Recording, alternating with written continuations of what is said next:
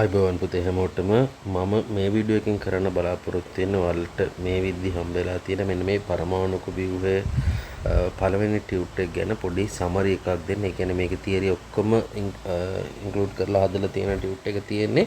නමුත් මම මේකේ වැදගත්ම සහ මතක තබා ගත යුතු කාරණා ටික විතරක් මේකෙදි highlight කරලා කතා කරන්න තමයි බලාපොරොත්තු වෙන්නේ. එතකොට අර අපේ මුළු රෙකෝඩින් සහ වීඩියෝ එක බලන්න අවශ්‍යතාවයක් නැහැ. මේකෙන් ඔයාලට ප්‍රශ්න අහන ප්‍රශ්න වලට වැඩිපුර චෙක් කරන කොටස් ටික මම පොඩ්ඩක් සමරි එකක් විදියට බ්‍රීෆ් කරගන්නවා. එතකොට කාට හරි දරුවෙක්ට මේ ටික බලාගත්තොත් ඇත්තටම ඇති. රයිට් හරි. එතකොට පුතේ මේ ටියුට් එකේ මම මේ දාලා තියෙන පරමාණු ව්‍යුහයට අදාළව තියෙන සියලුම අනුමාතෘකා ටික කොටස් ටික අපි මේ ටියුට් එකේ මේ මාතෘකා ටිකෙන් මෙන්න මේ 1 2 3 4 රදර්ෆර්ඩ් ග්‍රාන්පත්‍ර මෙන්න මේ කියන කොටස් ටික දක්වා පමණක් මේ ටියුට් එක ඇතුළේ අපි කතා කරනවා. එතකොට මේ මම මේ වීඩියෝ එක ඉවර වෙද්දී ඔයාලට මේ කියන කාරණා ටික ඇතුළේ මතක තබා ගත යුතු අනිවාර්යයෙන්ම නැත්නම් ඔයාලගේ ෂෝට් නෝට් එකට දාගන්න ඕනි කතා ටික ඔක්කොම ටික මේකෙන් මම highlight කරලා පෙන්නනවා. right හරි. එහෙනම් පුතේ අපි වැඩේට යන් කෙලින්ම ටියුට් එක නැති දරුවෙක් වුණත් මේක බලන්න පහසු වෙන විදිහට තමයි මම වැඩේ කරන් යන්නේ. පළවෙනියටම තියෙනවා මේ පරමාණුව පිළිබඳ ඉතිහාසයම කාරණා. ඉතින් ඔයාලට මේක ටියුට් එක නැත්නම් මේ ටියුට් එක නැත්නම් වෙන ඔයාලගේ සර් කෙනෙක්ගේ ටියුට් එක කරේ රිෆර් කරලා ওই ඉතිහාසමය කාරණා ටික දැනගන්න පුළුවන්. කොහොමද පරමාණුව කියන වචනේ හැදෙන්නේ? ඒ ටික නිකන් රෆ්ලි ඉතිහාසමය කාරණා ටික ඒ ටික පොඩ්ඩක් බලා ගන්න පුළුවන්. එතකොට මේ පරමාණු කියන වචනේ මම පටන් ගන්නම්. පරමාණු කියන වචනේ පුතේ ග්‍රීක භාෂාවෙන් ආවේ මොකක් හින්දාද? නැවත නොබෙදිය හැකි කියන අර්ථයේ ග්‍රීක භාෂාවෙන් මූලික වෙලා තමයි ඔය පරමාණුව පිළිබඳ කියන මුල් වචනේ මුලින්ම එළියට ආවේ. ඊට පස්සේ පරමාණුවෙන් පස්සේ පරමාණු පිළිබඳ ගොඩක් හරය මේ කතා තිබ්බත් පළවෙනියට විධිමත් වාදයක් විදියට පුතේ මේක ඉදිරිපත් කරේ ජෝන් ඩෝල්ටන් කියන විද්‍යාඥයා. ජෝන් ඩෝල්ටන් කියන විද්‍යාඥයා 1808 දී තමන්ගේ පරමාණුක ඩෝල්ටන්ගේ පරමාණුක වාදය කියලා කියනවා. ඩෝල්ටන්ගේ පරමාණුක වාදය ඉදිරිපත් කරා. ඩෝල්ටන්ගේ පරමාණුක වාදයේ ඇත්තටම පුතේ ප්‍රධාන කරුණු 4යි තියෙන්නේ. අපි ප්‍රධාන කරුණු 4 දැනගෙන ඉන්න ඕන. ඔයාලගේ වාර විභාගවල නම් මගේ ලියන්න එන්නත් පුළුවන්. නමුත් අපි A level paper එක ඇතුළේ නම් MCQ එකක් ඇතුළට එක පොයින්ට් එකක් විතර එන්න වැරෙන්නේ. ඊට වඩා ලොකු දෙයක් මේ වගේ ඉන්නේ නැහැ. එතකොට අපි මේකේ ඇත්තටම ජෝන් ඩෝල්ටන්ගේ පරමාණුක වාදයක් මුලින්ම ඉදිරිපත් කරේ විදිහට විදිහට ජෝන් ඩෝල්ටන් එයාගේ පරමාණුක වාදයේ තියෙන කරුණු 4 දැනගෙන ඉන්න ඕන. පුතේගේ කරුණු 4යි තියෙන්නේ. එයාගේ පළවෙනි කරුණෙන් කියනවා මේ පරමාණු තමයි පදාර්ථයේ හැදිලා තියෙන කුඩාම අංශුව. ඒක තව දුරටත් නොබෙදිය හැකියි කියලා. මේ ඔයාලට පළවෙනි පොයින්ට් එක ගත්තොත් පේනවා කියලා තියෙන මොකද්ද? මූලද්‍රව්‍ය සෑදියත්තේ පරමාණු වලින් තව දුරටත් බෙදන්න බෑ කියලා. මේ වගේ ඇත්ත නැත්ත දැනට තියෙන විද්‍යාවත් එක්ක සත්‍ය මම පස්සේ කතා කරන්නම්. අපි දැනට නිකන් පොයින්ට් එක උඩින් කියාගෙන යමු. ඊට පස්සේ දෙවෙනි පොයින්ට් එක තමයි යම් මූලද්‍රව්‍යයක සියලු පරමාණු, ඒ කියන්නේ උදාහරණයක් ගත්තොත් එහෙම කාබන් නම් මේ ලෝකේ ඉන්න සියලුම කාබන් පරමාණු ස්කන්ධයෙන් හා තරමින් එකිනෙකට සමාන වන අතර යම් මූලද්‍රව්‍යක පරමාණු අන් සියලු පරමාණු වලින් වෙනස් වෙලු. ඒ කියන්නේ කාබන් පරමාණු ගත්තොත් මේ ලෝකේ තියෙන සියලුම කාබන් පරමාණු ස්කන්ධයනෝයි ප්‍රමාණයනෝයි එක සමානයිලු. ඒවා අනිත් ඒවාකින් වෙනස්ලු. නිකන් අපිට බැලුමටත් හිතනවා දැන් තියෙන විද්‍යාවට අත්තනෝ එක හරි ඇති කියලා. රයිට් අපි එහෙම තියාගෙන යන් ඊළඟ පොයින්ට් එකට. තුන්වෙනි එක කියනවා රසායනික ප්‍රතික්‍රියාවකින් එක් මූලද්‍රව්‍යක පරමාණු එක් මූලද්‍රව්‍යක පරමාණු තවත් මූලද්‍රව්‍යක පරමාණු බවට වෙනස් කරන්න බෑලු. ඒ කියන්නේ උදාහරණයක් ගත්තොත් කාබන් පරමාණු නයිට්‍රජන් පරමාණු බවට පත් කරන්න බෑ වගේලු. ඉතින් අපි නිකන් රෆ්ලි උඩින් ගත්තා නිකන් හරි වගේ කියලා හිතනවනේ. රයිට් ඊට පස්සේම කියනවා එනම් රසායනික ප්‍රතික්‍රියාවලදී පරමාණු මැවීමට හෝ විනාශ වීමට භාජනය වෙන නැත්නම් පරමාණු විනාශ කරන්නත් බෑ මවන්නත් බෑ කියලා යාගේ තුන්වෙනි පොයින්ට් එක කියන්නේ. රයිට් ඊට පස්සේ හතරවෙනි එකේ කියන පුතේ වෙන් මූලද්‍රව්‍ය පරමාණු දෙකක් හෝ වැඩි ගණනක් සරල සංඛ්‍යාත්මක අනුපාත වලින් සම්බන්ධ වීමෙන් උදාහරණ සංයෝගය හැදෙනවලු. ඒ කියන්නේ කාබන් පරමාණු එකයි ඔක්සිජන් දෙකක එකතු වෙලා CO2 කාබන් ඩයොක්සයිඩ් හැදෙනවා. ඒක ගැන තමයි මෙයා මේ කියන්නේ වෙන් මූලද්‍රව්‍ය පරමාණු දෙකක් හෝ වැඩි ගණනක් සරල සංඛ්‍යාත්මක අනුපාත වලින් සම්බන්ධ වෙලා සංයෝග හැදෙනවලු. රයිට් අපි දැන් පුතේ මෙන්න මේ කියන කාරණා එකින් එකට දැනට තියෙන නූතන විද්‍යාවත් එක්ක හරිද වැරදිද කියලා පොඩ්ඩක් දැනන් ඉන්න ඕන. යම් පළවෙනි එකට ආපහු මූලද්‍රව්‍ය සෑදියත්තේ පරමාණු වෙනුවෙන් හැදින්නේ අතිශයින්ම කුඩා තවදුරටත් බෙදිය නොහැකි අංශු වල නෙවෙයි. මොකද කියන්නේ? නෑ පුතේ අපි අද වෙද්දි මොනවද හොයාගෙන තියෙන්නේ? උපපරමාණු අංශු හොයාගෙන තියෙනවා. එතනින් එහාට ගිහලා තවත් ඕන තරම් විද්‍යාව මීට වඩා දියුණු වෙලා ගිහිල්ලා තියෙනවා. දැන් කාක්ස් කියනවා ප්‍රොසිටෝන මීසෝන ඔය වගේ සෑහෙන එක හොයාගෙන තියෙන්නේ. ඉතින් අපි වැඩි දුර යන්න ඕනේ. අපි දන්නවා ඉලෙක්ට්‍රෝන, ප්‍රෝටෝන සහ නියුට්‍රෝන සොයා ගැනීමත් එක්ක මේ පළවෙනි පොයින්ට් එක බොරු නෑ. කියන්නේ පරමාණු වලටත් ඇතුලේ උපපරමාණු අංශුන් කියලා જાතියක් තියෙනවා කියලා හොයාගත්තා. එහෙනම් උපපරමාණුක අංශුන් සොයා ගැනීමත් එක්ක මොකද උනේ? උපපරමාණුක අංශු සොයා ගැනීමත් එක්ක පුතේ ජෝන් ඩෝල්ටන්ගේ පළවෙනි පොයින්ට් එක වැරදි කියලා මේ වුණා. ඊට පස්සේ දෙවෙනි එකට යම් මූලද්‍රව්‍යක පරමාණු ස්කන්ධයන් හා තරමින් එකිනෙකට සමාන වේලු. ඒක බැලුව බැලමට හරි ගියත් පුතේ ඔක වරදිනවා. මොකද්ද පොයින්ට් එක වලට මතක් වෙනවා ඇති. මේ ලෝකෙ පුතේ මිනිස්සු හොයාගත්තා සමස්ථානික කියලා જાතියක් තියෙනවා කියලා. ඒ කියන්නේ මොනවද? කාබන් පරමාණු වලට උදාහරණයක් කාබන්ම ගන්නම්කෝ. කාබන් වල තියෙන පුතේ සමස්ථානික 3ක්. කාබන් 6 14 බලන්න මොනවද? එකම කාබන් මේක කියන්නේ මොකද්ද? සියම් මූලද්‍රව්‍යක සියලු පරමාණු. ඒ කියන්නේ ඔයා කොහේ හරි ලෝකේ කොහේ හරි තැනක කාබන් පරමාණු ගත්තොත් ස්කන්ධ එන්න තරමින් එකිනෙකට සමානයිලු. නමුත් සමස්ථානික සොයා ගැනීමත් එක බලු වුණා. මොකද මේ බලන්න පුතේ ස්කන්ධ ක්‍රමාංක වෙනස්. මුන්ගේ ස්කන්ධ එකිනෙකට වෙනස්. එහෙනම් එතනින්ම වැඩේ වැරදුනා. එහෙනම් පුතේ දෙවෙනි පොයින්ට් එක වරදින්න හේතුව මොනවද? කෙටියෙන් අපිට දාන්න පුළුවන් සමස්ථානික සොයා ගැනීමත් එක දෙවෙනි පොයින්ට් එකෙන් තේරුණා. ඒකත් වැරදි කියලා. යන් තුන්වෙනි එකට රසායනික ප්‍රතික්‍රියාවලින් එක් මූලද්‍රව්‍යක පරමාණු තවත් මූලද්‍රව්‍යක පරමාණු බවට වෙනස් කරන්න බැහැලු. ඒ කියන්නේ කාබන් පරමාණු පුතේ නයිට්‍රජන් පරමාණු බවට පත් කරන්න බැරිලු. අපිට නිකන් බැලු මෙල් බඩ හිතනවා ඒක නම් හරියති කියලා නේ. නෑ පුතේ. මොකද හේතුව අද වෙද්දි කාබන් පරමාණු නයිට්‍රජන් නෙවෙයි ඕනෑම පරමාණුවක් බවට පත් කරන්න පුළුවන් කොහොමද? න්‍යෂ්ටික ප්‍රතික්‍රියාවකින්. න්‍යෂ්ටික ප්‍රතික්‍රියාවලදී මොකද්ද වෙන කාරණේ? න්‍යෂ්ටියේ තියෙන ප්‍රෝටෝන ගණන් නියුට්‍රෝන ගණන් වෙනස් වෙලා එක් මූලද්‍රව්‍යක පරමාණු තවත් මූලද්‍රව්‍යයක් බවට ලෙහෙසියෙන් හරවන්න පුළුවන්. හැබැයි එතකොට තව ළමෙක්ට තර්කයක් එයි. ඉතින් සර් මේක කියන්නේ රසායනික ප්‍රතික්‍රියාවලින් නෙවෙයි අද කාලේ නම් රසායනික ප්‍රතික්‍රියාවලින් ජීවිතේට එහෙම තවත් මූලද්‍රව්‍යක පරමාණු තවත් එකක් බවට හරවන්න බෑ. නමුත් මේ ජෝන් ඩෝල්ටන්ගේ කාලේ මේ න්‍යෂ්ටික ප්‍රතික්‍රියා රසායනික ප්‍රතික්‍රියා කියලා જાති දෙකක් තිබුණ නැහැ.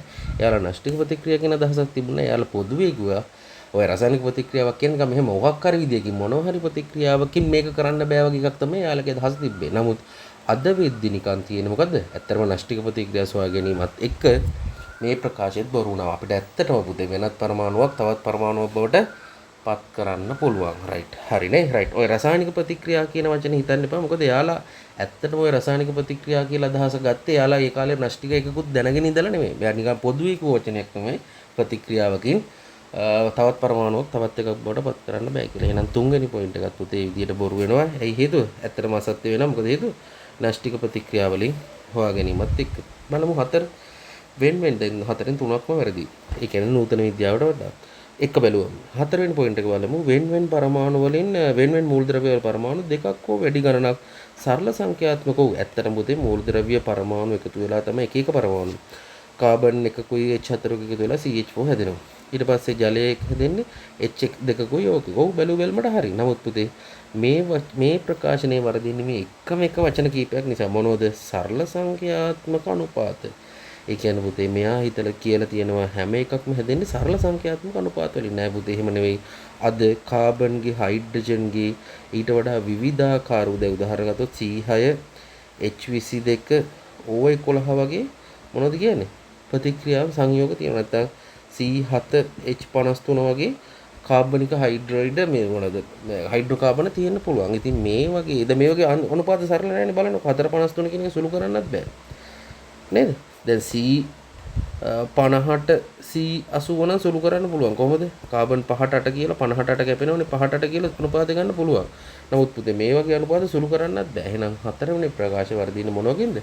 මෙන්න මේ සරල සංඛ්‍යාත්මක කියන වචනේ දාපු හින්දා තමයි ඇත්තටම හතරත් වැරදිලා තියෙන්නේ. එහෙනම් ඔන්න ඩෝල්ටන්ගේ ප්‍රකාශන කරුණු හතරයි.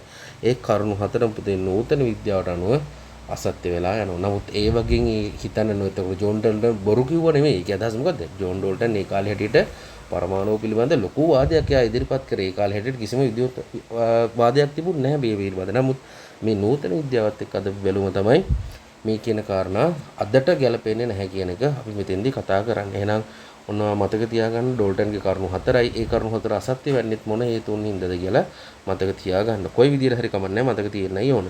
මේ ජෝන් ඩෝල්ටන් පුතේ ඇත්තටම මේ ජෝන් ඩෝල්ටන්ගේ ආකෘතියට කියන තවත් නමක් තියෙනවා. මේ එකක් තමයි ඩෝල්ටන්ගේ පරමාණුකවාදය කියලා කොහොමද කියනවා. නැත්නම් ඒකට අපි කියනවා ගෝල්ෆ් බෝල ආකෘතිය. කියන පුතේ මේ ජෝන් ඩෝල්ටන් නිකන් ගෝල්ෆ් ක්‍රීඩා කරලා තියෙනවා. ඒකල් ගෝල්ෆ් කියන දන්නවනේ අර නිකන් තන කොළ පිට්ටෙන එක නිකන් සිදුරක් තියෙනවා. ඒකට නිකන් බෝලේ දාන්නේ හැම එකක් නේ තියෙන්නේ. අන්න රයිට්. ඔන්න ඔය ගෝල්ෆ් බෝලේ සෙල්ලම් කරන හැම ගෝල්ෆ් ක්‍රීඩා කරන ගම මෙයාගෙන් කට්ටවිල අහලා තියෙනවලු. ඔයාගේ මේ පරමාණුක වාදයක් ඔයා ඉදිරිපත් කරලා තියෙනව නේද? මොකක්ද ඒ කියන්නේ? එතකොට එයා කියලා තියෙනවා පරමාණුව කියන්නේ මේ ලෝකේ හැදිලා තියෙන පදාර්ථයේ කුඩාම අංශුව. ඒක මෙන්න මේ ගෝල්ෆ් බෝලේ වගේ කියලා එයා පෙන්නලා තියෙනවා. ගෝල්ෆ් බෝලෙත් කියන පුතේ ඝන දෘඩ ගෝලයක්. ඒ කියන්නේ මැද හිස් එකක් නෙවෙයි. දැන් ටෙනිස් බෝලයක් ගත්තොත් එහෙම මැද කැපුවොත් මැද හිස් අවකාශයක් තියෙන්නේ නේ. නමුත් ගෝල්ෆ් එක කියන්නේ ඝන බෝලයක්. ඒ කියන්නේ හිඩසක් නෑ මැද. සම්පූර්ණ ඝන කුට්ටියක් ස්වරූපෙන් තියෙන. ඒකින්ද එයා ගෝල්ෆ් බෝල් පෙන්නලා කියනවා මෙන්න මේ වගේ කියලා. ඒකින්ද මේකට තවත් නිකන් හැදිච්ච නමක් තමයි මෙයාගේ ගෝල්ෆ් බෝල ආකෘතිය කියලාත් කියනවා. රයිට්. ඔන්න ඕක තමයි අපි දැනගන්න පළවෙනි පරමාණුක ආකෘතිය. රයිට්. ඔය ගැන පුතේ එච්චරයි දැනන් ඉන්න ඕන ඔය.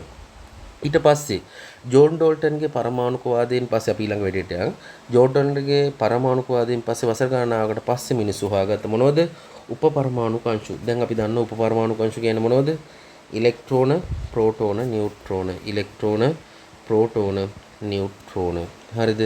මෙන්න මේව හොයාගත්තා. මේව හොයා ගැනීමේ කාලයත් එක්ක තමයි අර ජෝන් ඩෝල්ටන්ගේ කරුණු අද වෙද්දි වැරදිලා තියෙන්නේ. රයිට්. අපි යන් ඊළඟ පොයින්ට් එකට මීට ටික කාලයකට පස්සේ වගේ ජී.ජේ. ස්ටෝනි කියන විද්‍යාඥයෙක්. කවුද මේ කරන් තියෙනවා මේ ජොන්ස්ටන් ජී ස්ටෝනි කියලා. ඇත්තටම මේක නිකන් පොත්වල හරිය මේ නම තියෙන්නේ ජී.ජේ. ස්ටෝනි කියලා. මේ ජී.ජේ. ස්ටෝනි කියන විද්‍යාඥයා පුතේ නිකන් අදහසක් ඉදිරිපත් කරා.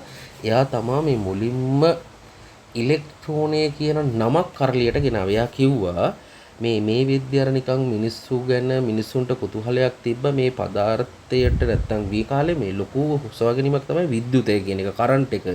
මිනිස්සු මැරුණ කරන්ට් එක වැදිලා ඒ හැබැයි කරන්ට් එක හොයාගැනීමේ නොඑක් පරීක්ෂණ කරා. ඔය වගේ නිකන් විද්‍යුතය පිළිබඳ උන්මාදයක් තිබ්බ ඒ කාලේ. කියන්නේ ඇත්තටම මේ උපපරමාණු අංශු ගැන හොයන්න නෙවෙයි ඇත්තටම තිබි විද්‍යුතය පිළිබඳ උන්මාදයක්. ඉතින් ওই විද්‍යුතය කියන එක සංසරණය වෙන්නේ කොහොමද? ලෝහ ඇතුළේ විද්‍යුතය යනවා, තවත් එක දේවල් වලින් විද්‍යුතය යනවා. ඔය වගේ මිනිස්සුන්ට පොඩි විද්‍යුතය පිළිබඳ උන්මාදයක් පරීක්ෂණ කරන කාලයක් තමයි ඒ කාලේ තිබෙන්නේ. ඉතින් මිනිස්සු මේ ජී.ජේ. ස්ටෝනි කියන විද්‍යාඥයා කිව්වා මේ පදාර්ථය ඇතුලේ විද්‍යුතයට හේතු වෙන මොකක් හරි අංශුවක් තියෙනවා.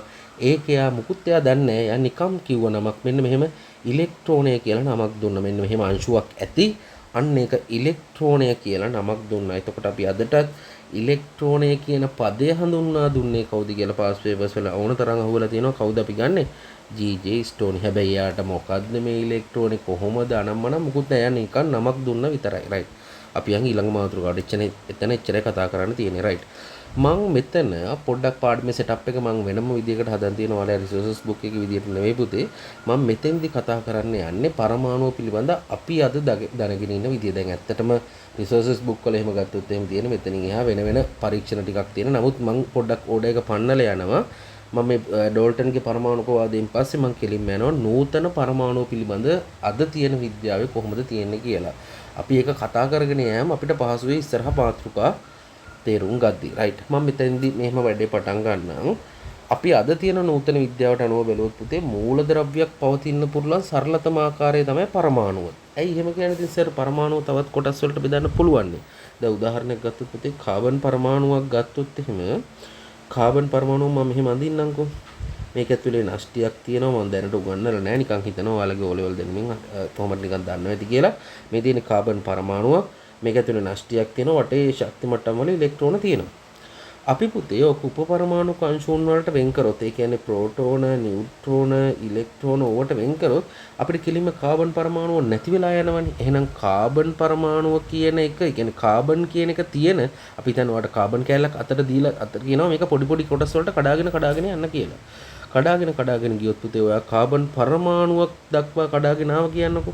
ඔයා එතනින් එහාට උපපරමාණු අංශුන් වලට කඩන්න ගියොත් මොකද වෙන්නේ? කාබන් කියලා එකක් නැති වෙනවා. එතකොට ඔයාට ඉතුරු වෙන්නේ ඉලෙක්ට්‍රෝන ටිකකුයි, ප්‍රෝටෝන ටිකකුයි, නියුට්‍රෝන ටිකකුයි. එහෙනම් යම්කිසි මූලද්‍රව්‍යයක් ඉතිරි කරගන්න, කියන්නේ මූලද්‍රව්‍යයක් කඩන්න පුළුවන් අන්තිම ස්ටේජ් එක තමයි පරමාණුව. මොකද පරමාණුවටත් එහා කඩන්න පුළුවන්. නමුත් පරමාණුවට එහා කැඩුව ගමන් ඒ මූලද්‍රව්‍ය නැති වෙනවා. එහෙනම් මූලද්‍රව්‍යයක් පැවතිය හැකි සරලතම ආකාරයේ පරමාණුවයි කියන එක MCQ එකක් විදිහට හරි. හැබැයි ඕකම තිබ්බොත් පදාර්ථයේ තියෙන සරලතම ආකාරයේ පරමාණුයකුත් වැරදි. පදාර්ථයේ තියෙන සරලතම ආකාරයේ පරමාණු නේද? උපපරමාණු අංශුන් හොයාගෙන තියෙනවා. ඒ වගේ තුල උපවංශුවන් තියෙනවා. ඒ හින්දා එහෙම හිතන්න බෑ. පැහැදිලිද වැඩේ? රයිට්. එහෙනම් හොඳට මතක තියාගන්න මූලද්‍රව්‍යයක් පැවතිය හැකි සරලතම ආකාරයේ පරමාණුයකුත් ප්‍රකාශයක් විදිහට හරි. අපි යන් ඊළඟට අපිට පුතේ ඊළඟට කියනවා ඉලෙක්ට්‍රෝන, ප්‍රෝටෝන, මීසෝන, ප්‍රොසිටෝන යන ආදී වශයෙන් උපපරමාණු අංශුන්ගෙන් සමන්විතයි. ඔව් පුතේ අපි දැන් අහලා තියෙන්නේ නම් මේ තුන විතරයි. නමුත් නෂ්ටිය ඇතුලේ තවත් මීටත් එහා ගියපු මීසෝන, ප්‍රොසිටෝන, ඉලෙක්ට්‍රෝන ඔය වගේ සෑහෙන උපපරමාණු අංශුන් තියෙනවා. නමුත් අපි A level සීමාව ඇතුළේ ඉගෙන ගන්නේ මෙන්න මේ තුන් දෙනා ගැන පමණයි O level වල වගේම ඉලෙක්ට්‍රෝන, ප්‍රෝටෝන සහ නියුට්‍රෝන. අනිත් ඒවා පුතේ ගත්තොත් එහෙම මම පොඩ්ඩක් රෆ්ලි කියන්නම්. යම්කිසි ඕනෑම පරමාණුවක් ගත්තොත් පරමාණුව නිකන් සරල ආකෘතිය මොකද්ද? මැද ඝන නෂ්ටියක් තියෙනවා, වටේට ශක්ති මට්ටම් තියෙනවා. මෙන්න මේ ශක්ති මට්ටම් වල ගමන් කරමින් ඉන්නවා ඉලෙක්ට්‍රෝන. ඔක තමයි සරල අදහස පරමාණුව පිළිබඳ. මෙන්න මේ නෂ්ටිය ගත්තොත් පුතේ අපි මේ කියපු අනිත් ඔක්කොම ඒවා කියන්නේ ඉලෙක්ට්‍රෝන හැරෙන්න. මෙන්න මේ ඉලෙක්ට්‍රෝන හැරෙන්න ප්‍රෝටෝන, නියුට්‍රෝන, මීසෝන, ප්‍රොසිටෝන ඔයා දන්නේ නැති අනිත් සියලුම ಜಾති තියෙන කොහේ ඇතුළේද? නෂ්ටිය ඇතුළේ තියෙන. අපි කියනවා නිකන් එක වාක්‍යයක් විදිහට නෂ්ටියෙන් පිටත තියෙන එකම උපපරමාණු කංශ වර්ගය මොනවා කියලාද කියන්නේ? ඉලෙක්ට්‍රෝන. එහෙනම් ඔයාගෙන් කවුරු හරි ඇහුවොත් කියන්න ඔයා දන්නේ නැති නමක් කියලා පරමාණුවක් ඇතුළේ මේව තියෙනවා කිව්වොත් ඒක කොහෙද තියෙන්නේ? අනිවාර්යයෙන් නෂ්ටිය. කතා දෙකක් නෑ. මොකද නෂ්ටියෙන් පිටත තියෙන එකම උපපරමාණු කංශ වර්ගයේ ඉලෙක්ට්‍රෝන පමණයි. අනිත් සියලුම දේවල් තියෙන්නේ නෂ්ටිය ඇතුලේ. එතකොට සර් මේ අපි මේවා ගැන විතරක් කතා කරාට මේ මීසෝන ප්‍රොසිටෝන ගැන කතා කරන්න ඕනේ නැද්ද? ඒ වගේ බලපෑමක් නැද්ද? නෑ පුතේ ඒ වගේ ඇත්තටම බලපෑමක් නෑ. ස්කන්ධමය අතින් ගත්තත් ඒ වගේ බලපෑම ඉතාම කුඩායි. අපි පස්සේ කතා කරමු මේ වගේ අගයන් වල මේ වගේ මම අගයන් කිව්වට පස්සේ තේරෙයි මේව නොසලකිය හැකි තරම් කුඩායි. ඒ වගේ බලපෑමක් මේ ජෙනරල් අපි කතා කරන කෙමිස්ට්‍රි වලටවත් අපි මේට එහා ගිහිල්ලා ඇඩ්වාන්ස් කෙමිස්ට්‍රි ඇතුළේවත් ඔය පරමාණු මොනවද රසායනික ප්‍රතික්‍රියාවලට කිසිම සම්බන්ධයක් නැහැ. අපි පස්සේ කතා කරමු. ඊට පස්සේ මේ වගේ ආරෝපණ ගත්තත් පුතේ ආරෝපණ ඇතුළේ එකිනෙකට ධන සහ ඍණ විදියට උන්ගේ කැපිලා ගිහිල්ලා තුල්ල වෙනවා. ඒකින්ද අපි කිසිම දෙයකින් උන්ගේ බලපෑමක් සම්බන්ධයක් නැහැ. නැතු අපි උන් අමතක කරලා කතා කරනවා නෙවෙයි. ඒ කියන්නේ හිතලම අපි ගත්තත් මේක ඇතුළේ කිසි බලපෑමක් නැහැ උන්ගෙන්. ඒකින්ද ඉලෙක්ට්‍රෝන, ප්‍රෝටෝන, නියුට්‍රෝන කෙරෙහි අවධානය යොමු කරාම හොඳටම ඇති. රයිට් හරි. ඊට පස්සේ කියනවා පුතේ ඉලෙක්ට්‍රෝන හැර අනිකුත් උපපරමාණු කංශ ප්‍රධාන වශයෙන් ප්‍රෝටෝන හා නියුක්ලියන. ඇත්තටම පුතේ නෂ්ටිය ඇතුලේ කොහොම නෂ්ටිය කියන්නේ නියුක්ලිය එක නේ. එතකොට නෂ්ටිය ඇතුලේ තියෙන සියලුම උපපරමාණු කංශ වලට අපි කියන පොදුවේ නමක් මොනවද? නියුක්ලියෝන. අපි අර මීසෝන, ප්‍රොසිටෝන වගේ නම් මොවල අහලත් නැතුව ඇති. නමුත් ඒවත් ඇත්තටම මේ නියුක්ලියෝන කොටට තමයි වැටෙන්නේ. නමුත් අපි අර මීසෝන, ප්‍රොසිටෝන ඒ වගේ උපපරමාණු කංශුන් ගැන වැඩි අධ්‍යයනයක් කරන්නේ නැහැනේ. අපි පොදුවේ ප්‍රධාන වශයෙන් ওই ප්‍රෝටෝන, නියුට්‍රෝන, ඒ කියන්නේ නෂ්ටිය ඇතුලේ තියෙන ඔය කියන උපපරමාණු කංශුන් දෙකට තමයි නියුක්ලියෝන කියලා කියන්නේ. ඇත්තටම ඉලෙක්ට්‍රෝන ඇරෙන්න නෂ්ටිය ඇතුලේ තියෙන සියලුම ඒවා කිව්වනම් තමයි වඩාත් හරි. නමුත් අපේ පරාසය අපි අර අනිත් ඒවා ගන්නෙ නැති නිසා අපිට කියන්න පුළුවන් ප්‍රෝටෝනයි නියුට්‍රෝනයි තමයි නියුක්ලියෝන කියන්නේ කියලා.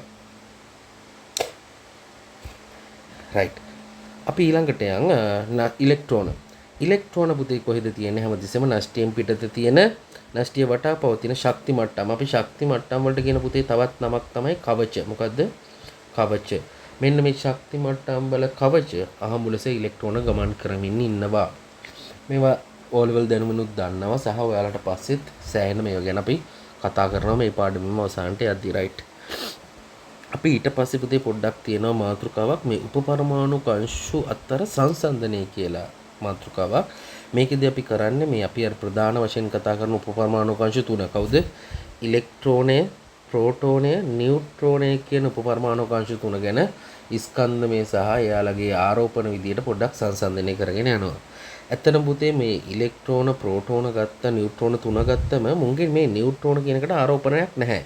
ඒක අනාරෝපිත අංශුවක්. ඒකින්ද අපි නියුට්‍රෝනට ආරෝපණයක් තියෙනවා කියලා ගන්නෙ නැහැ. ඉලෙක්ට්‍රෝන, ප්‍රෝටෝන ගත්තොත් එහෙම පුතේ අපි දවල් සාමාන්‍යයෙන් දන්නවා ඔයාලා කොහොමද ගත්තේ? ඉලෙක්ට්‍රෝන කියන්නේ ඍණ එකක්, ප්‍රෝටෝන කියන්නේ ධන එකක්. මේ වගේ ආරෝපණ පුතේ අද වෙද්දි ගණනය කරලා හරියටම කියන්න දන්නවා ඉලෙක්ට්‍රෝනයේ ආරෝපණය තමයි මිනිස්සු මුලින්ම හොයාගත්තේ. ඒකේ අගේ කීයද? ඍණ කීයද? දැන් මෙතන නම් මම දාලා තියෙන්නේ 1.6 කියලා. නමුත් ඔගේ හරියට මගේ ගත්තොත් එහෙනම් පුතේ ඍණ 1.6.2 වැඩි කිරීම 10 ඍණ 19යි කූලෝම්. ඍණ 1.6.2 10 ඍණ 19යි කූලෝම්. කූලෝම් තමයි පුතේ අපි ආරෝපණය මයිනේ ඒකකයේ කූලෝම්. කූලෝම්. ඒකම හරියටම පරස්පරයේ ධනාගිය තමයි ප්‍රෝටෝනයේ ආරෝපණය. ධන ප්‍රෝටෝනයේ ආරෝපණය ගත්තොත් පුතේ මේ අගේමයි ධන 1.6.2යි 10 ඍණ 19යි කූලෝම්. පැහැදිලිද? ওই දෙකේ ආරෝපණය යන්නේ ඔන්න ඔහොමයි. නියුට්‍රෝන්ට ආරෝපණයක් නැහැ. එතකොට අපි පුතේ මේ සාපේක්ෂ ආරෝපණය කියන්නේ අපිට මේ ඍණ බල තියාගෙන ඉන්න එක කරදරයිනේ. මොන හරි දෙයක් සංසන්දනය කරද්දී ලියද්දී පොත්වල ලියද්දී කිසි කරදරයක් නෑ. 10 ඍණ අපි එහෙම නැතුව අපි මේක සලකමු නිකන් මේ අගේ මේ දෙකේම එකම අගේනේ තියෙන්නේ. එහෙනම් ඔය එක පළවෙනි එක අගේ ඍණ එක කියලා ගත්තොත් අපි අනිත් එක ගන්න පුළුවන් ධන එක කියලා. නිකන් සාපේක්ෂව අගයන් දෙකක් දාගත්තා. පැහැදිලි? දෙකේ මගේ තියෙන්නේ එක මගේ ධන ඍණ වෙනස් වෙලා තියෙන එකකින්ද ඍණ එක ධන එක කියලා දාගත්තා. එතකොට මේකේ සාපේක්ෂ ආරෝපණයක් තියෙනවද නැහැ? ඒ කියන සාපේක්ෂ ආරෝපණය කිව්වේ බිඳුවනේ ආරෝපණයක් නැති තරම්. ආරෝපණයක් නැහැ. ඇත්තටම නැහැ. සාපේක්ෂ ආරෝපණිකුත් නැහැ එතකොට. ස්කන්ධය අතින් ගත්තම එතන පුතේ ඔයාලට පොඩ්ඩක් මතක තියාගන්න ඕනි දේවල් ටිකක් තියෙනවා. මේ ස්කන්ධය අතින් ගත්තම පුතේ ඇත්තටම අපි ගන්න අපේ සීමාව ඇතුළත ඔයාලට පේනවා ඇති. ප්‍රෝටෝනයි නියුට්‍රෝනයි අගේ සමාන වෙලා කියලා පේනවද? 1.67යි 10 ඍණ 27. ඒ දෙකේ අගයන් දෙක සමානයිනේ. බලන්න ඒ ගමම්ම ඉලෙක්ට්‍රෝනයගේ ඔයාලට හිතන විදිහට ඉලෙක්ට්‍රෝනද ප්‍රෝටෝන නියුට්‍රෝනද බර වැඩි? වැඩි 10 ඍණ 31ක් තියෙන එහෙනම් වැඩියද නෑ 10 ඍණ 31 තියෙන ඍණ බල නේද? එහෙනම් මොකද්ද ලොකු සංඛ්‍යාවක්? ලොකු එක වෙන්නේ මේ සංඛ්‍යා දෙකනේ. මේ ඉලෙක්ට්‍රෝනේ බර තමයි අඩු. එතකොට පුතේ ඇත්තටම මේ නියුට්‍රෝනේ සහ ප්‍රෝටෝනේ අගේ අපි සමානයි කියලා ගත්තට ඕක තියරිටිකලි ගත්තම ඇත්තටම පුතේ නියුට්‍රෝනේ බර ප්‍රෝටෝනේට වඩා පොඩ්ඩක් වැඩි. පොඩි අගයක් වැඩි. අපි නිකන් ප්‍රකාශයක් විදිහට තිබ්බොත් MCU එක මෙන්න මෙහෙම ප්‍රෝටෝනයේ ස්කන්ධයට වඩා නියුට්‍රෝනයේ ස්කන්ධය තරමක් වැඩි කියලා ගත්තොත් අපි හරිද වැරදිද ගන්නෙ? හරියටම හරි කියලා ගන්නෙ.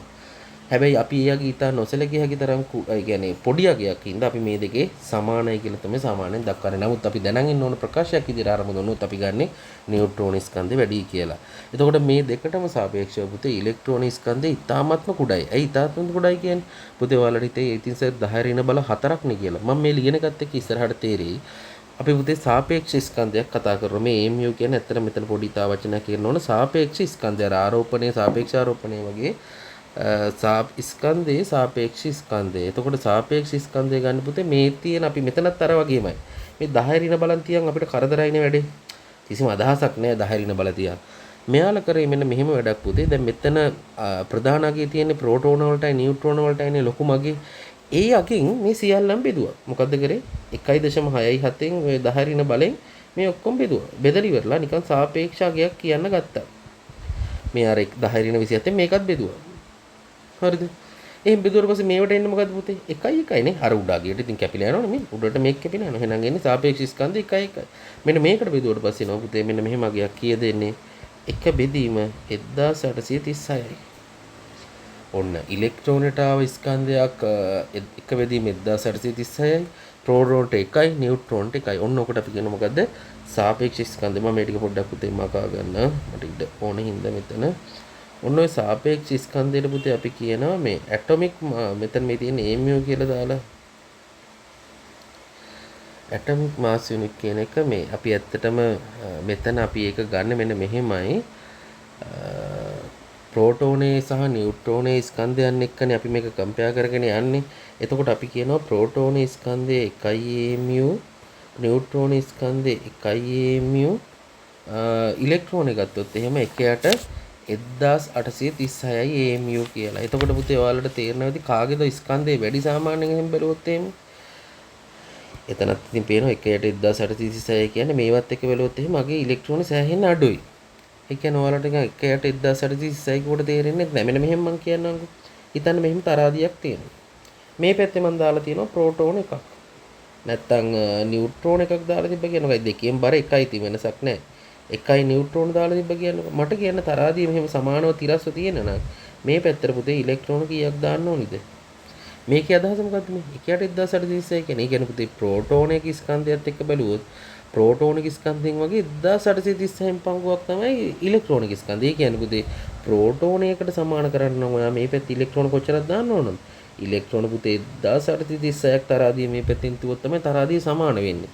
මෙතනත් පුතේ ඉලෙක්ට්‍රෝන 1836ක් තිබ්බොත් තමයි තරාදිය සමාන වෙන්නේ. එහෙනම් ඔයාලට පේනවා එක ප්‍රෝටෝන එක බර සමාන වෙන්නේ ඉලෙක්ට්‍රෝන කීයක බරටද? 1836ක බරකට. හිතන්න සාමාන්‍ය එක ළමයෙක්ගේ බරක් ළමයි 1836ගේ බරට සමාන වුණා වගේ. ඒ කියන්නේ අරුගේ බර කොච්චර පොඩිද හිතා ගන්න පුළුවන්ද?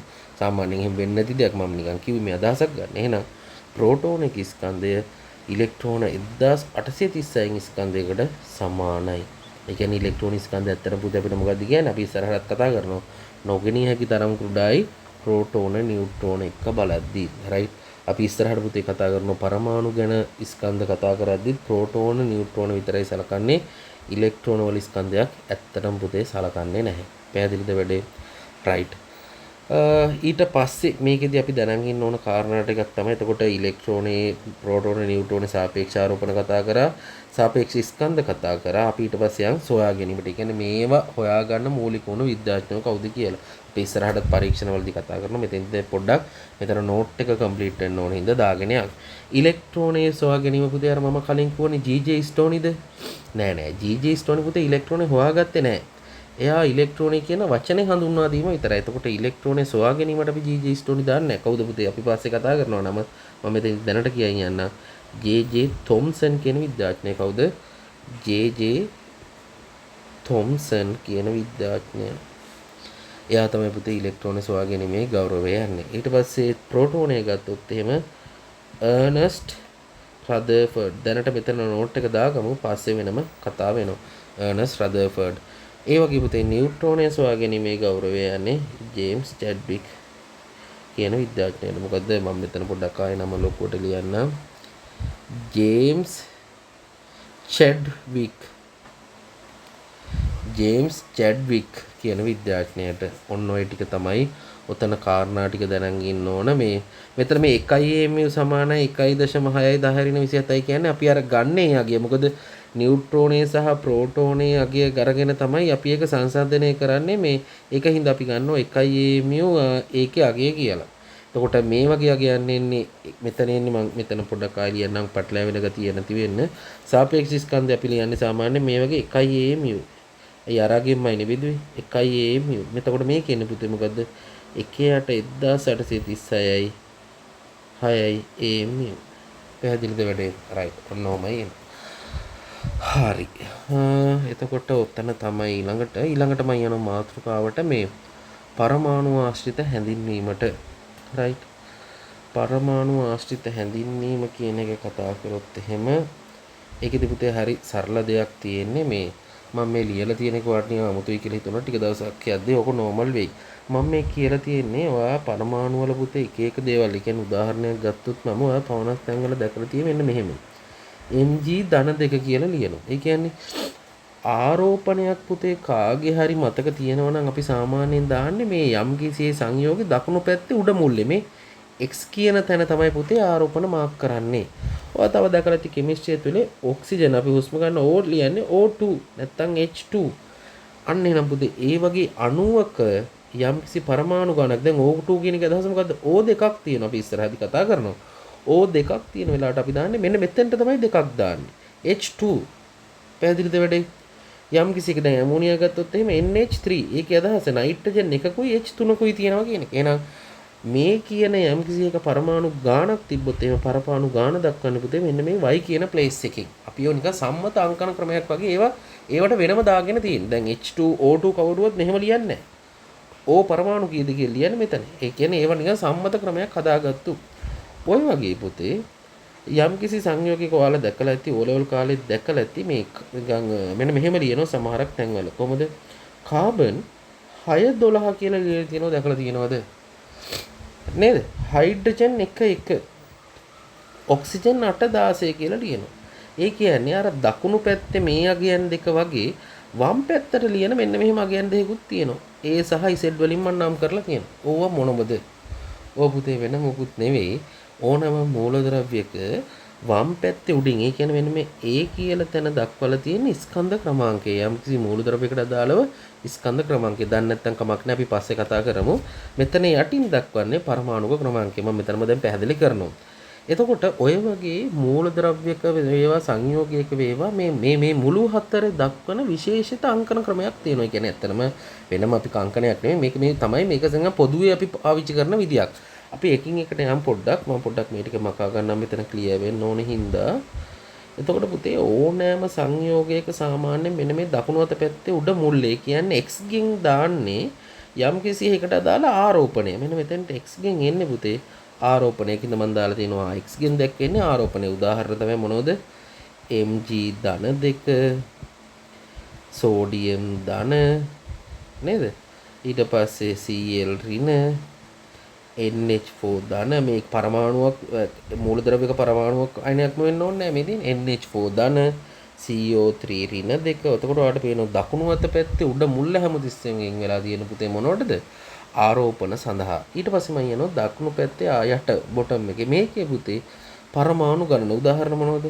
O2 N2 H2O බලන්න H වල දෙකක් දාලා තියෙන මේ එකක් එතකොට මේ වගේ සෑම මොකුත් නැහැ මේ N වල මේ එකයි කියන එක තමයි පුතේ අපි දක්වන්නේ නැත්තේ එකයි කියන එක දක්වන්නේ නැහැ එතකොට ඒ වගේ තැන්වල නිකන් H2O කියලා ලියනවා ඒකේ අදහස ඇත්තටම එකක් තියෙනවා කියන එක එකක් තියෙන එක වෙනම ලියන්න ඕනේ නැති හින්දා අරම ලියනවා දැන් ඇමෝනියා NH3 සෝරි මෙතන ඇමෝනියා ලියලා නේ මම වෙන උදාහරණයක් ගන්නකො CH4 මීතේන් වායුව මේකේ අදහස මොකද්ද C එකකුයි H4කුයි එහෙනම් පුතේ හැමතිස්සෙම දකුණු අත පැත්තේ උඩ මුල් යට මුල්ල තියෙන්නේ පරමාණු සංඛ්‍යාව දක්වන්නේ පැහැදිලිද ඒ වගේ පුතේ මෙන්න මේ උඩ මුල්ලේ දක්වන එකට අපි කියනවා මොකද්ද යම් කිසි සංයෝගයක ස්කන්ධ ක්‍රමාංකය යට දක්වන මේ ඉසෙට් කියනවා අපි පරමාණුක ක්‍රමාංකය මම උදාහරණ දෙකක් කියන්නම් කාබන් 6 12 මේකේ අදහස පුතේ කාබන්ගේ ස්කන්ධ ක්‍රමාංකය 12යි පරමාණු ක්‍රමාංකය 6යි කියන එක ඔක්සිජන්ගේ 816 කියන්නේ පුතේ මොකද්ද ඔක්සිජන්ගේ පරමාණු ක්‍රමාංකය 8යි ස්කන්ධ ක්‍රමාංකය 16යි එතකොට සර් ද මේ ආරෝපණීය පරමාණු සංඛ්‍යාව නම් ඔයාලට පැහැදිලිනේ මේ ස්කන්ධ ක්‍රමාංකයේ පරමාණු ක්‍රමාංකය කියන්නේ මොකද්ද මේක ගැන දැනටමත් දන්නවා ඇති දරුවෝ සමහරක් අය දන්නේ නැතුව ඉතින් මොකද්ද පුතේ අපි දන්නවා දැන් මේ පරමාණු හැදිලා තියෙන්නේ මොන වගේන්ද ඉලෙක්ට්‍රෝන ප්‍රෝටෝන නියුට්‍රෝන කියන උපපරමාණු කංශුන් වලින් එතකොට යම් කිසි පරමාණුවක් සතුව තියෙන මේ බලන්න මම මෙතන ලියලා තියෙනවා ඒ පරමාණුවේ නෂ්ටිය තුල අන්තර්ගත වන ප්‍රෝටෝන සංඛ්‍යාව තමයි පුතේ පරමාණු ක්‍රමාංකය කියන්නේ මාර්ලේසි යම් කිසි එකක තියෙන ප්‍රෝටෝන ගාන උගේ පරමාණුක සංඛ්‍යා මේ පරමාණුක ක්‍රමාංකය වෙනවා මම උදාහරණයක් ගත්තොත් එහෙම ඔයාලා දන්නවා පුතේ හයිඩ්‍රජන් කීයද පරමාණුක මේ ප්‍රෝටෝන කීයක් තියෙනවද එකයි තියෙන්නේ ප්‍රෝටෝන එකයි එහෙනම් උගේ පරමාණුක ක්‍රමාංකය එකයි එහෙනම් හයිඩ්‍රජන් අපි දක්වන්නේ එකයි කියලා මෙතන උගේ පැහැදිලිද වැඩේ කාබන් කියනම් මේ 6 කියන්නේ මොකද්ද අපි කාබන්ගේ 6 කියලා දක්වලා තියෙන්නේ උගේ ගා ප්‍රෝටෝන 6ක් තියෙනවා එහෙනම් ප්‍රෝටෝන ගාන තමයි පුතේ වම් අත පැත්තේ යටින් දක්වන්නේ කියන පරමාණු ක්‍රමාංකයේ විදියට ඔක්සිජන්ගේ 8ක් තියෙනවා ක්ලෝරින් වගේ ගත්තොත් පුතේ ක්ලෝරින්ගේ තියෙනවා 17ක් අපි මේ වම් අත යටින් දාන්නේ 17යි එහෙනම් යම් කිසි මූලද්‍රව්‍යයක් සතු ප්‍රෝටෝන ගාන තමයි පුතේ එතනින් දැක්වෙන්නේ එතකොට ස්කන්ධ ක්‍රමාංකය කියන්නේ මොකද්ද හොඳට මතක තියාගන්න පුතේ ස්කන්ධ ක්‍රමාංකය අපි දක්වන්නේ යම් කිසි මූලද්‍රව්‍යයක් සතුව තියෙන උගේ නියුට්‍රෝන ගණනේ ප්‍රෝටෝන ගණනේ එකතුව මොකද්ද නියුට්‍රෝන ගණනේ ප්‍රෝටෝන ගණනේ එකතුව එහෙනම් කවුරු හරි ළමෙක් දැන් කාබන්ගේ මෙතන 12යි කියන එකේ අදහස මොකද්ද එහෙනම් උගේ තියෙනවා නියුට්‍රෝනයි ප්‍රෝටෝනයි 12ක් හරිද එතකොට අපිට ඕකෙන් පුතේ නියුට්‍රෝන ගොවා ගැනීමත් පොඩි හින්ට් එකක් එනවා කොහොමද ඌ දැන් මේ යටින් හොයන් තියෙන මොකද්ද p ගණන ප්‍රෝටෝන ගණන 6යි ඌට උඩින් එන්නේ මොකද්ද නියුට්‍රෝන ගණනයි ප්‍රෝටෝන ගණනයි එකතුව එහෙනම් පුතේ යට තියෙන ප්‍රෝටෝන ගාන උඩ තියෙන මොකද්ද නියුට්‍රෝන ගානේ ප්‍රෝටෝන ගාන එකතුව එහෙනම් නියුට්‍රෝන ගාන හොයන්නේ කොහොමද උඩ එකකින් යට එක අඩු කරා නම් හරිනේ 6යි එහෙනම් පුතේ නියුට්‍රෝන 6යි හරිනේ ඒ පුතේ උඩ තියෙන්නේ n ධන p යට තියෙන්නේ p අඩු කරාට මෙන්න නියුට්‍රෝන ගාන n ගණන දැන් මම මේ වගේ උදාහරණයක් ගන්නකො සෝඩියම් වල පුතේ පරමාණු ක්‍රමාංකය 11යි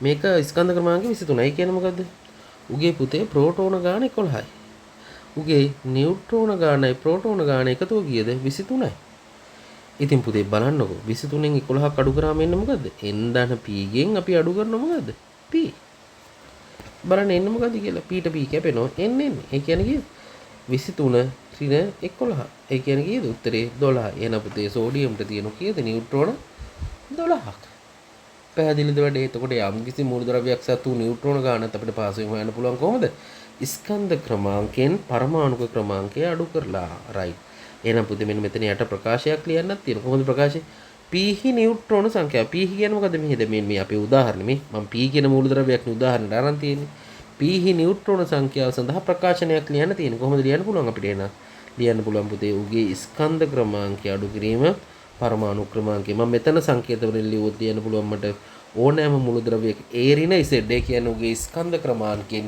පරමාණුක ක්‍රමාංකය අඩු කරාම එනවා පුතේ නියුට්‍රෝන ගණන. ඉතින් ඒක මහ ලොකු දෙයක් නෙවෙයි. ඇයි? ස්කන්ධ ක්‍රමාංකය කියන්නේ පුතේ නියුට්‍රෝන ගානේ ප්‍රෝටෝන ගාන එකතුව ඉසෙඩ් ගෙන් එන්නේ මොකද? ප්‍රෝටෝන ගාන. රයිට්. මම තව පොඩි උදාහරණයක් දෙන්නම් කොහොමද අපි නිකන් හිතන්න අපි ගමු කැල්සියම් පුතේ 20යි 40යි. එහෙනම් මොකද වෙන්නේ? උගේ ස්කන්ධ ප්‍රෝටෝන ගාන 20යි. නියුට්‍රෝන ගාන එහෙනම් 40 ඍණ 20 20යි. පැහැදිලිද? රයිට්. ඔන්න ඔය කියන විදියට පුතේ ඕනෑම එකක ස්කන්ධ ක්‍රමාංකය, ඒ කියන්නේ මේ ගොඩාක් ඒ වගේ පුතේ මේ ප්‍රෝටෝන ගානයි නියුට්‍රෝන ගානයි දෙගුණයක් තමයි මෙතෙන්ට එන හේතුව තමයි ප්‍රෝටෝන ගානට සමාන නියුට්‍රෝන ගානක් ගොඩක් මූලද්‍රව්‍ය වල තියෙනවා. නමුත් ඕක පරමාණුක ක්‍රමාංකය එන්න වැඩි වෙන්න ඔය සර්කේන එන්න නැති වෙනවා. ඒකින්ද හැමතැනම ඕක ගන්න බෑ. අපි ඒකින්ද හැමතිස්සෙම නියුට්‍රෝන ගාන ගන්න ඕන. ප්‍රෝටෝන ගානෙන් නියුට්‍රෝන ගාන අඩු කරලා. රයිට් හරි. මම එතෙන්ට තව උදාහරණයක් දෙන්නම්කෝ. අපි නිකන් ගමු වෙන මූලද්‍රව්‍යයක් නිකන් මීට වඩා ලොකු එකක්. ඒ කියන්නේ හිතන්න මොකද්ද ස්කන්ධ ක්‍රමාංකය පරමාණුක ක්‍රමාංකයට සමාන වෙන්නේ නැති තැනක් ගමුකෝ. එතකොට ඔයාලට ඔය ඩවුට් එක එන්නේ නැහනේ. උදාහරණයක් මම ගමු. මෙන්න මෙහෙම උදාහරණයක් අපි ගමු. පල්ලෙහාට යන්න තියෙන එකක්. බ්‍රෝමීන් වගේ ගමුකෝ. බ්‍රෝමීන් වල ගත්තොත් පුතේ මම මේ ටික පොඩ්ඩක් මකන්නද කමක් නැද්ද? මම බ්‍රෝමීන් උදාහරණයට ගන්නම්. බ්‍රෝමීන් කියන මූලද්‍රව්‍ය පුතේ ඔය 17 වෙනි කාණ්ඩේ තියෙන එකක්. බ්‍රෝමීන් වල පරමාණුක ක්‍රමාංකය ඇවිල්ලා උගේ 35, උගේ ස්කන්ධ ක්‍රමාංකය පුතේ 80යි. අත්‍තරම තියෙන 79 ගණක් මම 80යි කියලා ගන්නම්කෝ. එතකොට මට මේකේ කියන්න ඔයාලා ප්‍රෝටෝන ගාන කීයද පුතේ? ප්‍රෝටෝන ගාන නම් හදන්න දෙයක් නැහැ. යට තියෙන්නේ 35ම තමයි. නියුට්‍රෝන ගාන කීයද? පුතේ මොකද්ද කරන්නේ අපි? 80න් 35 අඩු කරන්න ඕනේ කීයද? 45ක් එනව නේද? අන්න. එන්න එකිනෙකට වෙනස් වෙලා. පැහැදිලිද වැඩේ? අපි තවත් මූලද්‍රව්‍යයක් ගමු ඔය වගේම සිංක්. සිංක් පුතේ 30 65. එහෙනම් උගේ මොකද්ද? ප්‍රෝටෝන ගාන 30යි හරි. ප්‍රෝටෝන ගාන 30යි. නියුට්‍රෝන ගාන පුතේ 65න් 30ක් අඩු කරාම 35යි. මම හිතනවා වැඩේ පැහැදිලි කියලා. රයිට්. අපි පුතේ පස්සට කතා කරනවා. මේ අපි දන්න මේ මූලද්‍රව්‍ය ඔක්කොම දාපු හදලා තියෙන ටේබල් එක මොකද්ද? ආවර්තාවගුව. අපේ ඔය කියන ආවර්තාවගුවත් හදලා තියෙන පුතේ මෙන්න මේ පරමාණුක ක්‍රමාංකය බේස් කරගෙන අපේ මූලද්‍රව්‍ය අපේ සියලුම දැන් මේ තියෙන නූතන ආවර්තාවගුවේ බේස් එක පරමාණුක ක්‍රමාංකය. ඔයාලට පුතේ මම මෙතන නොකියුව තව ගැටලුවක් එන්න ඕනේ වැඩ කරද්දි සහ මෙතෙන්දිම හිතුනෝයත් ඇති. අයි සර් මෙතෙන්දි ඉලෙක්ට්‍රෝන සංඛ්‍යාව කතා කරේ නැත්තේ. මම දැන් උදාහරණයක් කරන්ම පැහැදිලි කරන්නම්. හිතන්න පුතේ සෝඩියම් ගත්ත කියලා. සෝඩියම්ගේ පරමාණු ක්‍රමාංකය 11යි, ස්කන්ධ ක්‍රමාංකය 23යි. එතකොට ඔයාලට දැන් බැලුවම කියන්න පුළුවන් ප්‍රෝටෝන ගාන 11යි, නියුට්‍රෝන ගාන 23 11ක් අඩු කරාම 12යි. ඉතින් දන්න ළමයි දන්නවා මෙතන ඉලෙක්ට්‍රෝන ගානත් 11යි. ඉතින් සර් මේ පරමාණුක ක්‍රමාංකයේ අර්ථ දක්වන්න ඔයා ඇයි ඉලෙක්ට්‍රෝන ගාන කිව්වේ නැත්නම් ඇයි ප්‍රෝටෝන ගාන කිව්වේ? පුතේ හොඳට අහගන්න. පරමාණුක ක්‍රමාංකයේ අර්ථ දක්වන්න කොට ඔයා සෑම විටම අර්ථ දක්වන්න ඕනේ. මේ වගේ ප්‍රශ්න ඒ ලෙවල් වලට නම් ඉන්නේ නැහැ. වාර විභාග වලට එන්න පුළුවන්. කොහොමද පරමාණු ක්‍රමාංකයේ පුතේ අර්ථ දක්වන්න කොට කොහොමද අර්ථ දක්වන්නේ? යම් කිසි මූලද්‍රව්‍යයක් සතු ප්‍රෝටෝන ගණනයි ඉලෙක්ට්‍රෝන ගණනයි කිව්වොත් ලකුණු නැත. ඇයි එහෙම වෙන්නේ? ඉතින් සර් ප්‍රෝටෝන ගානයි ඉලෙක්ට්‍රෝන ගානයි සමානයිනේ. හැම මූලද්‍රව්‍යකම ප්‍රෝටෝන ගානයි ඉලෙක්ට්‍රෝන ගානයි සමානයි. අනිවාර්යෙන් එහෙම වෙන්නම ඕනි. එහෙම වෙන්න තියෙව නෑ මූලද්‍රව්‍ය පරමාණු. හරිද? ඇයි ඉතින් එහෙනම් සර් මේක ඉලෙක්ට්‍රෝන ගාන පුතේ මෙන්න මේකයි. එක් මූලද්‍රව්‍ය පරමාණු සතු ඉලෙක්ට්‍රෝන ගාන වෙනස් වෙන්න පුළුවන් තැනින් තැනට. හරිද? මම මේ කියන එක එකපාර තේරෙන්නේ නැති වෙන්න පුළුවන් උදාහරණයක් ගමු. මේ සෝඩියම් පුතේ ඒවා සෝඩියම් ධන අයන වගේ ඒවා හදනවා. අපි පස්සේ කතා කරන්නේ මම මේ දැනට කියන හින්දා නිකන් පිළිගත්තත් කමක් නැහැ. සෝඩියම් මේ ධන අයනය කියන්නේ පුතේ මොකුත් නෙමෙයි. උගේ ගාව තියෙන ඉලෙක්ට්‍රෝන පිට කරනවා. ඇයි ඉලෙක්ට්‍රෝන පිට කරන්නේ? කොහොමද පිට කරන්නේ? ඒව හිතන්න යන්න එපා. ඉලෙක්ට්‍රෝන පිට කරලා මෙතෙන්දී පුතේ දැන් උගේ ගාව තිබ්බනේ ප්‍රෝටෝන 11කෝ ඉලෙක්ට්‍රෝන 11කෝ නියුට්‍රෝන 12කෝ. දැන් මෙතන තියෙන්නේ මොනවද බලන්න. ඌට පුතේ කවදාවත් ප්‍රෝටෝන නියුට්‍රෝන ඒව පිට කරන්න බෑ. ඒව නියතයි. ප්‍රෝටෝන 11යි නියුට්‍රෝන 12යි ඉලෙක්ට්‍රෝන පුතේ දැන් 11ක් නෑ. එකක් පිට කරානේ තියෙන්නේ 10යි. එහෙනම් පුතේ ඔයාලට පේනවද සෝඩියම් ධන වෙද්දී උගේ ඉලෙක්ට්‍රෝන ගාන වෙනස් වෙලා. එහෙනම් පුතේ කවුරු හරි දරුවෙක් ස්කන්ධ ක්‍රමාංක පරමාණු ක්‍රමාංකයේ ඉලෙක්ට්‍රෝන ගාන බේස් කරොත් දැන් උගේ පරමාණු ක්‍රමාංකය කීය දෙන්න ඕන? 10යි නෑ ඉලෙක්ට්‍රෝන 10ක් වෙලානේ. හැබැයි එහෙම වෙන්නේ නෑ. පරමාණු ක්‍රමාංකය කියන එක මූලද්‍රව්‍යයකට නියතයක්. ඌ අයනයක් වුණත්. එහෙනම් පුතේ දැනටත් මුගේ පරමාණු ක්‍රමාංකය 11යි. ස්කන්ධ ක්‍රමාංකය 23යි. ඒ කියන්නේ මොකද එහෙම නොවෙනස් වෙන්න තියෙන පුළුවන්.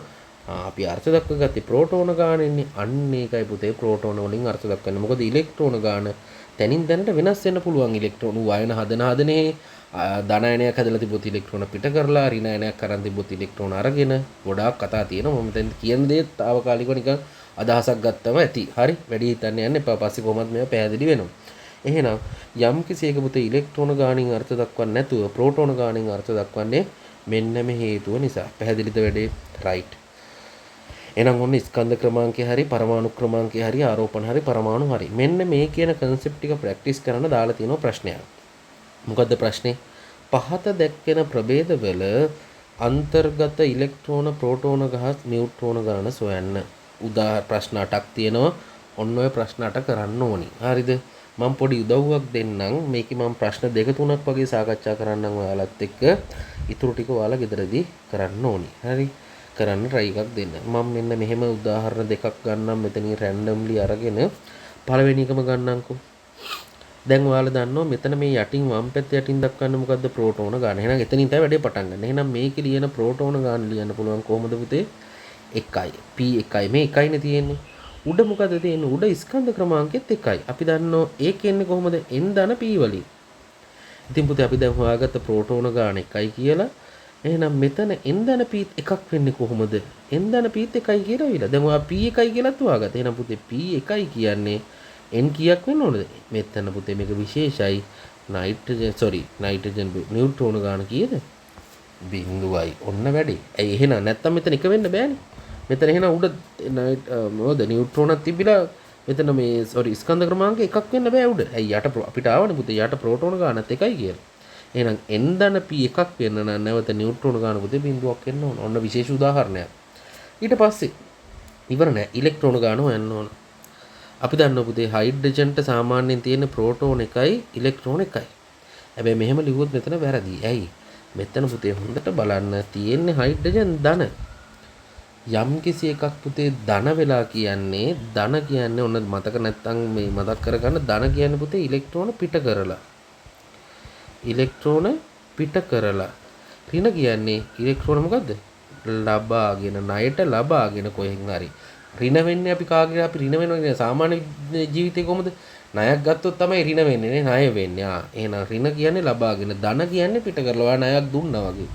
එහෙනම් පුතේ ඒකෙත් ආරෝපණය යකින් කියන කොච්චරක් අරගෙන දැන් මෙතන ධනයි කියන්නේ පුතේ ධන 1යි. අපි එක තියනකොට එක ලියන්නේ නැහැ සාමාන්‍ය. එහෙනම් ධන 1යි කියන්නේ මේ ධන කියන්නේ ධන 1. එහෙනම් එකක් පිට කරලා එහෙනම් තිබ්බ ඉලෙක්ට්‍රෝනෙත් පුතේ උ මොකද කරලා තියෙන්නේ? පිට කරලා. එහෙනම් කීයද ඉලෙක්ට්‍රෝන ගාන?